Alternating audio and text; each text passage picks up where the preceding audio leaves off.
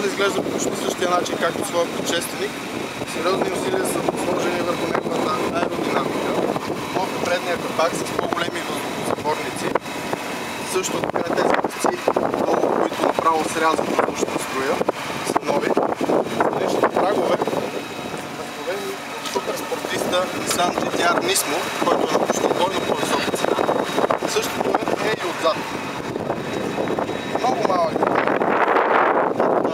този ръб на бронята, както и новата C-колона, но тези малки детайли са довели до подобряване на аеродинамиката и до коефициент на челно въздушно съпротивление от едва 0,26.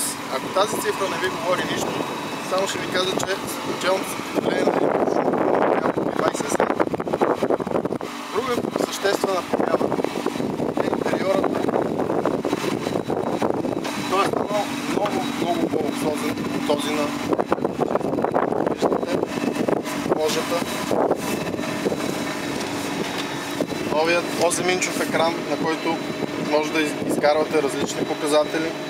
Налягане в турбината, в маслото на двигателя температура, хронометър от тук може да се покаже да си засичате обиколка. Но най-интересното е под капака на автомобила.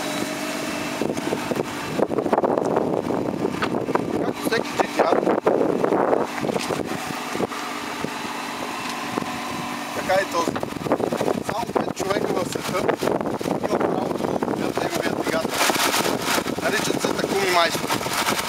Такуми означава хора, които са вложили много време, опит и желание в разработването. Ето този е изработен от Изуми Шиоя.